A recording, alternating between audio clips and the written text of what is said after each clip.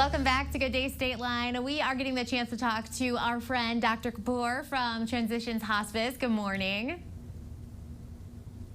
Good morning.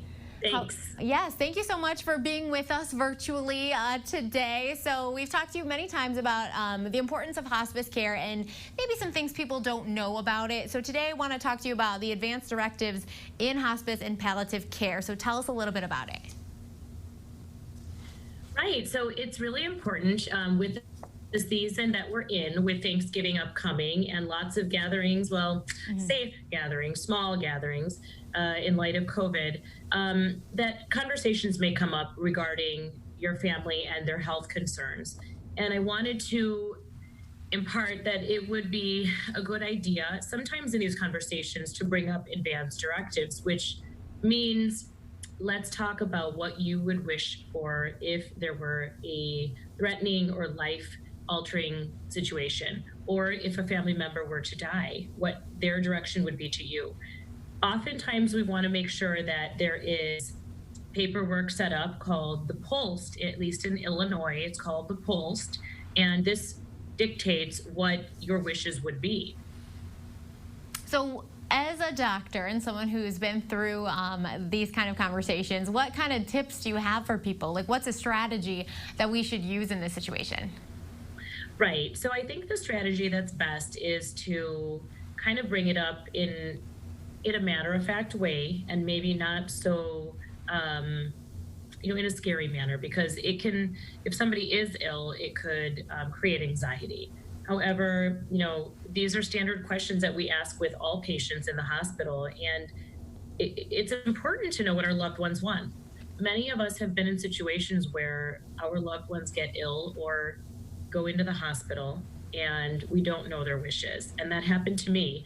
And I think that, my mother in her situation ended up telling the doctors to use their judgment, but knowing whether they would want a resuscitative effort or whether they would wish for a natural death with comfort is very important. There's also something called selective DNR, which is the middle of the ground, where we're going to try some things with BiPAP and antibiotics or pressors to bring pressure up, but it's not so invasive. It's non-invasive techniques.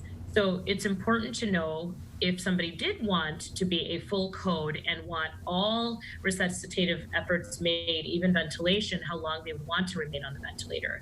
So sometimes you can utilize resources called the 5 wishes, which brings up in a kind of non-threatening way, but sometimes just having the conversation about what would you want if you were really sick is just a very non-threatening general way of doing it.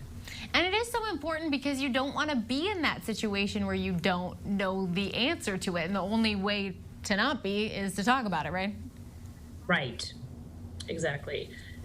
So with that being said, we also want to have you discuss with your family members who would they want to designate as their healthcare power of attorney in an emergency. Sometimes picking a person in your family or your spouse might be a bad decision, especially if they're a person that makes very emotional decisions and wouldn't let a person go if that's what their wish was. So you want to pick somebody that's going to honor what your real wishes are in those situations. Through my career, I have seen a lot, and I have seen some family members being kept alive against their wishes and for financial gain.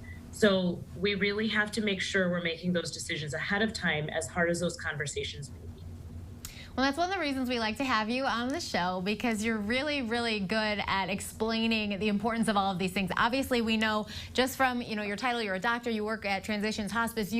This is your job and your life to deal with all of these things. So we want to know, where can we send our viewers if they want to send you a message or they want more information? Where's the best way to contact you?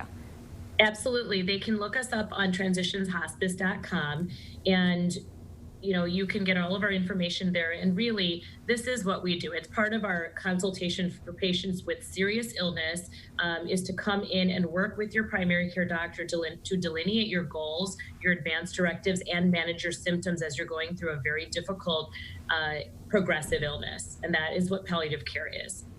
Awesome. Well, thank you so much for joining us this morning. Thank you for having me. Coming up next on GDS, we're going inside a Rocktown Adventures to talk Christmas presents for outdoor lovers, and then we're giving you a chance to win a huge holiday gift pack. We'll be right back after a quick look at the weather.